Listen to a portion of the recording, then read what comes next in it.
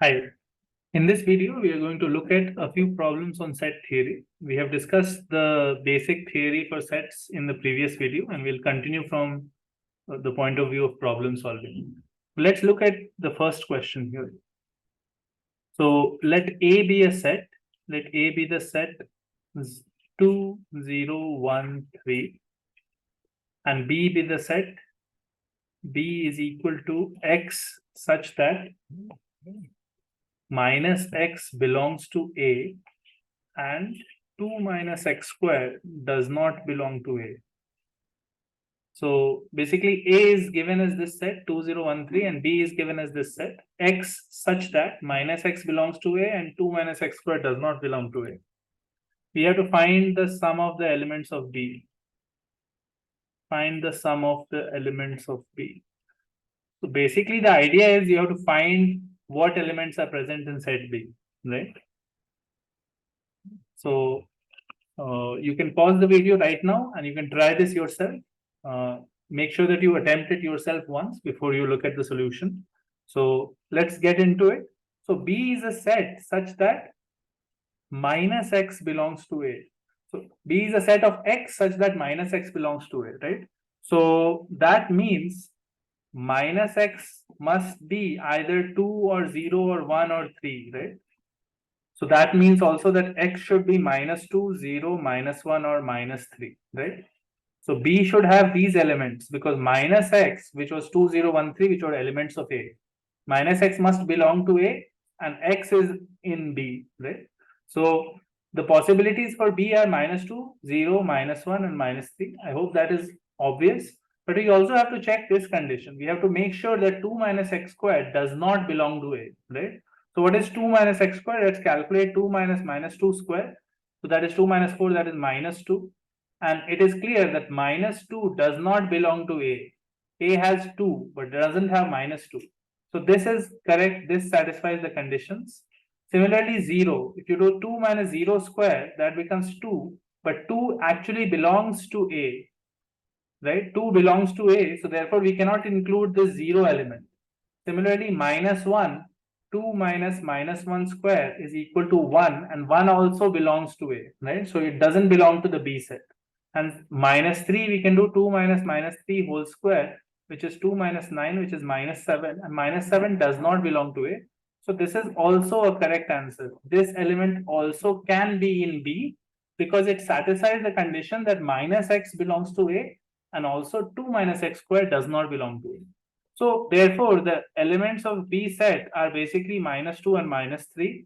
And the sum of the elements is equal to minus 5.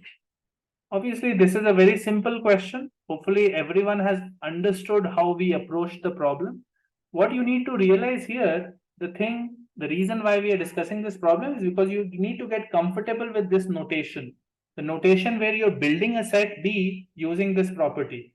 B is a set of X such that it satisfies these properties. Minus X belongs to A and 2 minus X squared does not belong to A, right? So if you are comfortable with that, you should find this problem pretty easy to solve. Let's look at the next question now. Question 2. So this one is a little more trickier. So we have let a function f of x be equal to x squared plus ax plus b, where a and b are real numbers. A and b are real numbers. And let's define two sets. And let two sets A be the set such that X is such that X is equal to f of x for X belongs to real, and B is the set X such that X is equal to f of x for X belongs to real. So we have defined two sets. A is the set where X is equal to f of x, all values of x such that X is equal to f of x, and B is the set where X is equal to f of x and all values of X such that this happens, right?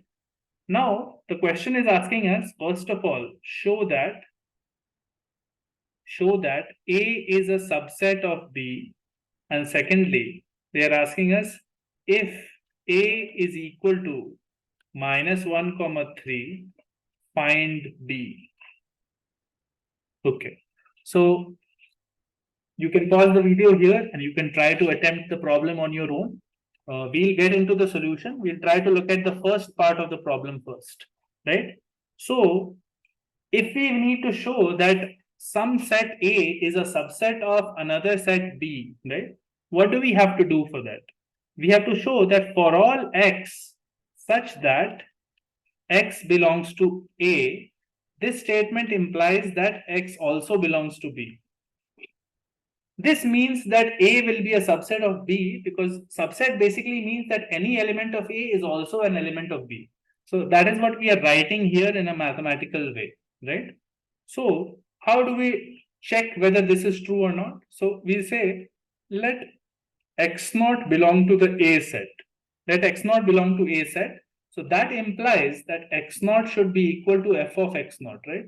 Because that is the condition for being a member of the A set. X naught is equal to f of x naught. And now think about it. If I look at this condition now, x naught will be equal to f of x naught. Why? Because I can replace x naught here inside with f of x naught, right? Because of this relation, pay attention to this point. Because f of x naught is equal to x naught, in this step, what we can do is replace the right hand side x naught with x naught is equal to, instead of this x naught, we can write f of x naught, right? Because both are equal values. No? So once you write that, you get this condition, right? And this means that x naught belongs to B, right? Because this was the condition for x naught to be a member of the B set, right? So now what we have proven here is that for any member of A set, it is already a member of the B set, right? So that means that A is a subset of B. So we are done with the first part of the problem, right? Now what we look at is the second part of the question, where we are given A set, which is -1, 3, and we are supposed to find the B set, right? So let's think about it. First of all, A is equal to -1, 3 means f of -1 should be equal to -1 and f of 3 should be equal to 3. And what was f of x? F of x was earlier defined as x squared plus ax plus b. And these two conditions together will give us the values of a and b. How? We can put f of -1 here. So we'll get 1 minus a plus b is equal to -1. So we get b minus a is equal to -2. This is my first equation. And if you put f of 3 here, you will get 9 plus 3a plus b is equal to 3. So that gives us 3a plus b is equal to -6, right? That is the second condition, right? So we have two different conditions now involving two variables, which helps us solve a and b. So we can solve these two equations simply and we get a is -3 and b is equal to 3, -3. A is -1 and B is -3. You can check that here. -3 minus -1 will become -2. And it satisfies the second equation also. So that means that our initial equation for f of x becomes basically f of x is equal to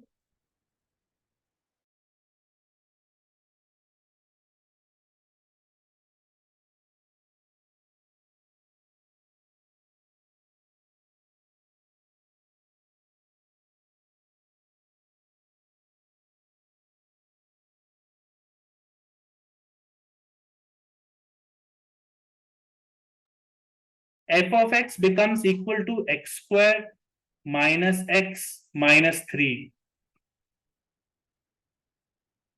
So now what we'll do is we'll work with this f of x to try to figure out how we will get the B set, right?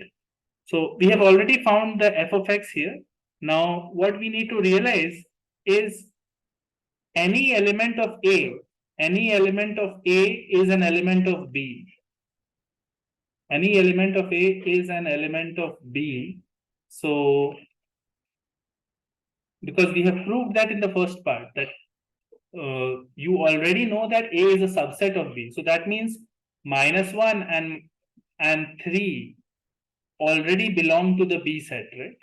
We know this for a fact. So that tells us that for any for any element in B set, we have this condition, f of x is equal to x. If x belongs to the B set, if x belongs to B, this is the condition for the B set, right? So that means if we rewrite this equation a little bit, since f of x is already known for us, it will be written like this, x square minus x minus 3 whole square minus x square minus x minus 3 and also minus 3 is equal to x. I hope you are understanding this statement. We are just writing the definition of f of x. What is f of x? We, instead of f of x, we are putting this stuff, x square minus x minus 3, and we are using the definition of f of x to write this expression.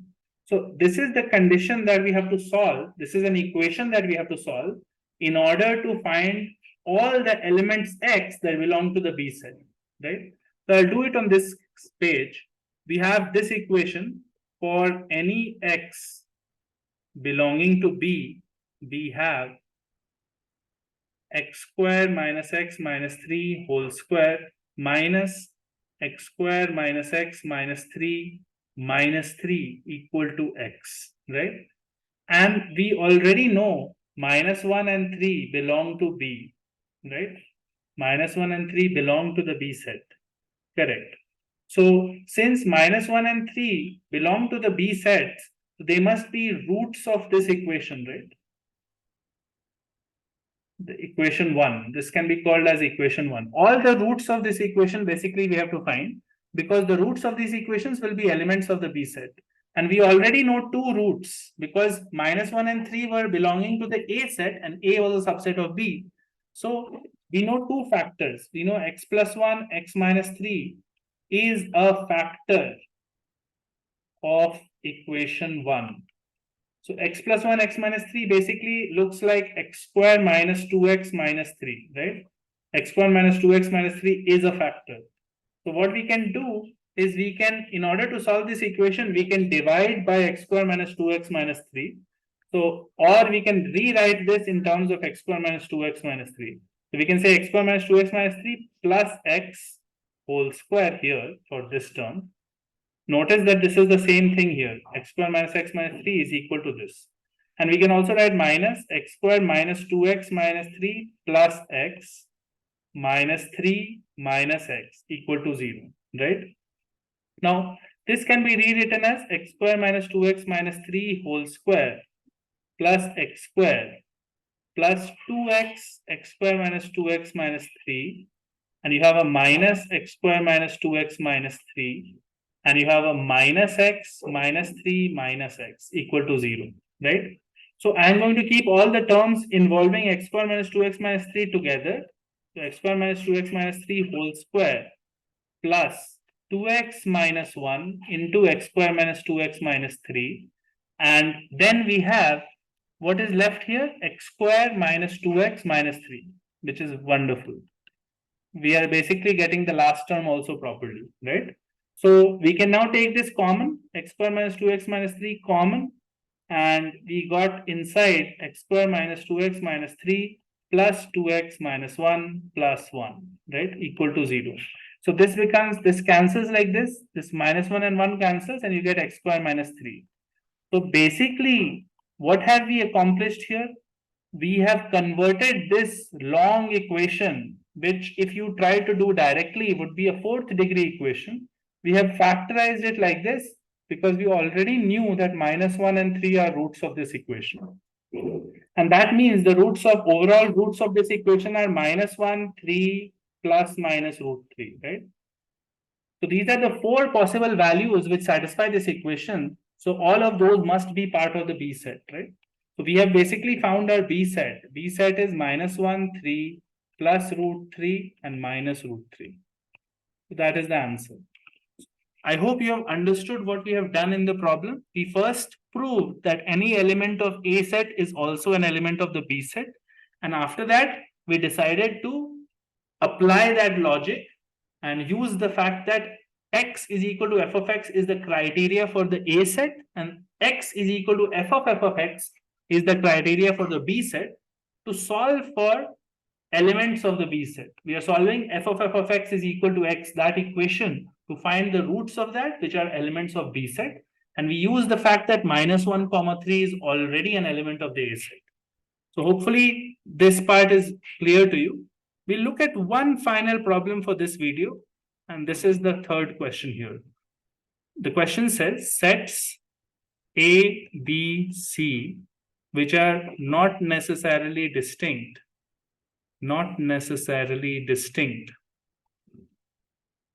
These sets have the union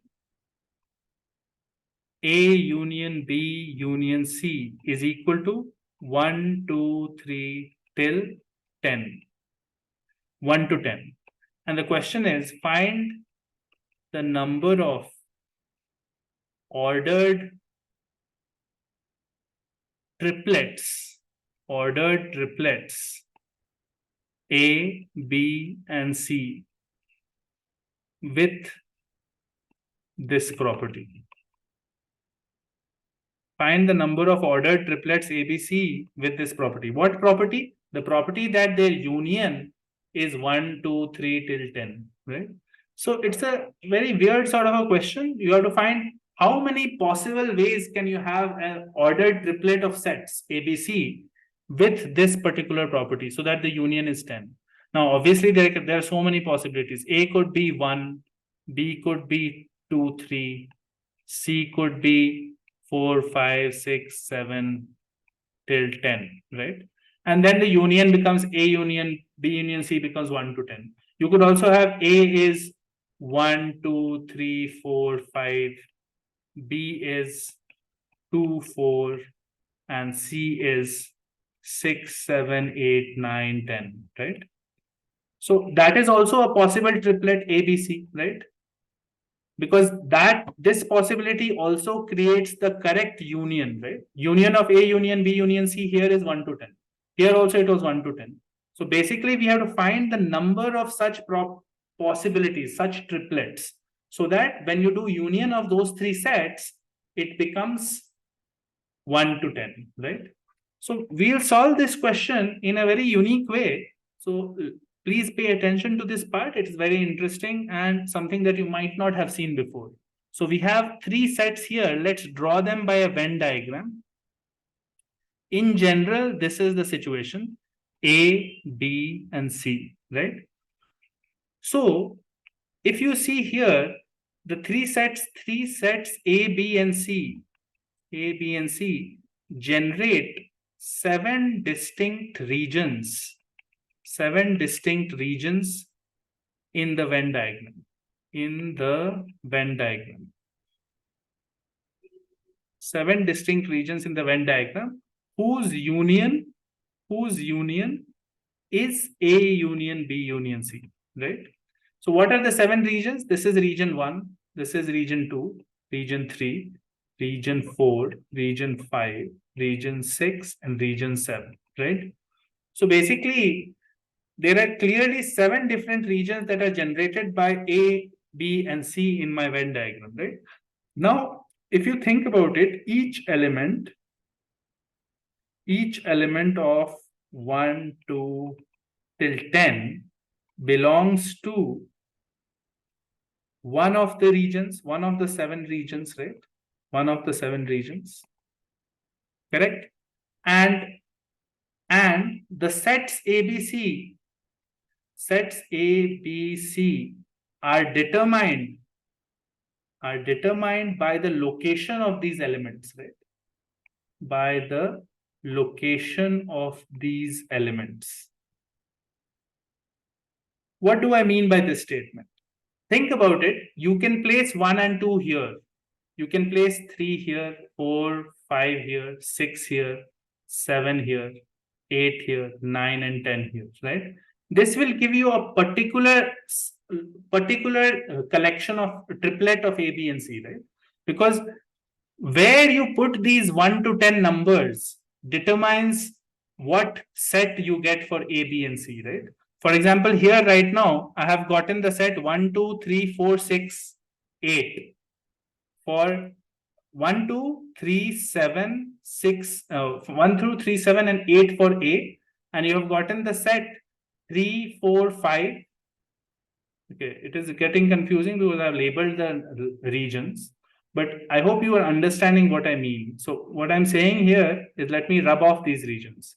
So if I put 1 and 2 here, 3 here, 4, 5, 6, 7, 8, 9, 10.